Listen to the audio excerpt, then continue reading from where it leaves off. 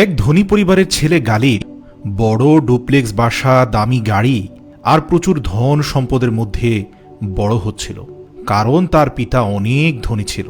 বাবার ধন সম্পদের জোরে দুনিয়াবি জাঁকজমক ছেলেটাকে অন্ধ করে দিয়েছিল।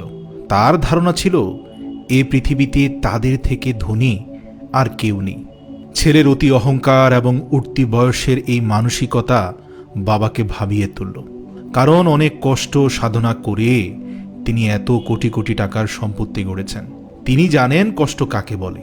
তিনি ইট গেঁথেছেন, কিন্তু সন্তান দালান পেয়েছে, সে তো আর ইট গাঁথা জানে না।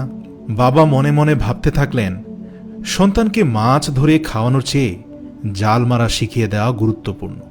সন্তানকে দালান করে দেওয়ার চেয়ে ইট গাঁথা শিখিয়ে দেওয়া গুরুত্বপূর্ণ। কিন্তু আমার সন্তান তো সবই ভুলতে বসেছে। অধিক সম্পদ তাকে অন্ধ করে ফেলেছে। গালিবের বাবা তার ছেলেকে একদিন বললেন, চলো আজ তোমাকে একটি সুন্দর জায়গায় নিয়ে যাব। গালিব উৎসাহ নিয়ে বলল, আমরা কোথায় যাচ্ছি বাবা? নিশ্চয়ই কোনো 5 স্টার রিসোর্টে।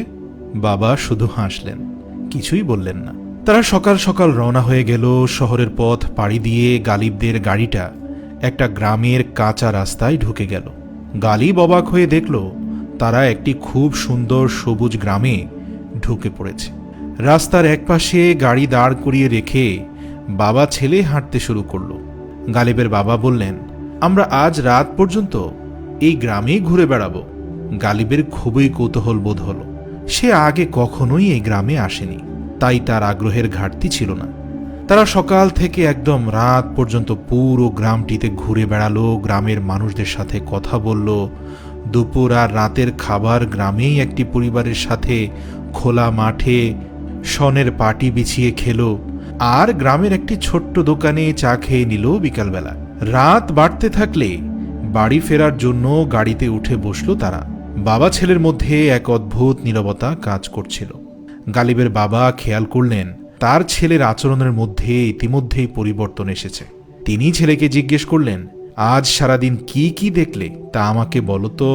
গালিব কিছুক্ষণ চুপ করে থেকে এরপর বলতে থাকলো, আমি দেখলাম আমার একটি সুন্দর দালান আছে যা মানুষের তৈরি, কিন্তু এই গ্রামে আছে সবুজ আর স্নিগ্ধতা যা প্রকৃতির তৈরি।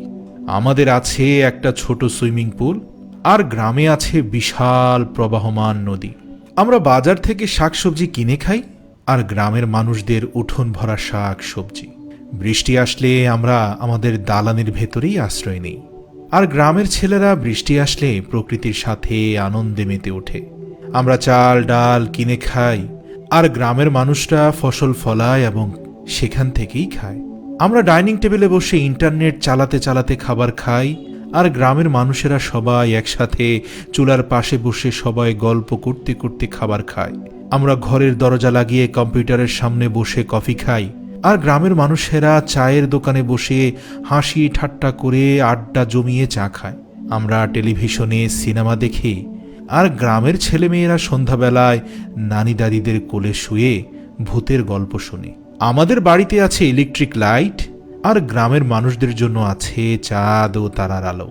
আমাদের আছে অনেক টাকা পয়সা আর অতৃপ্তি, কিন্তু গ্রামের মানুষদের কাছে আছে মহান আল্লাহর প্রতি অগাধ বিশ্বাস আর ভালোবাসা।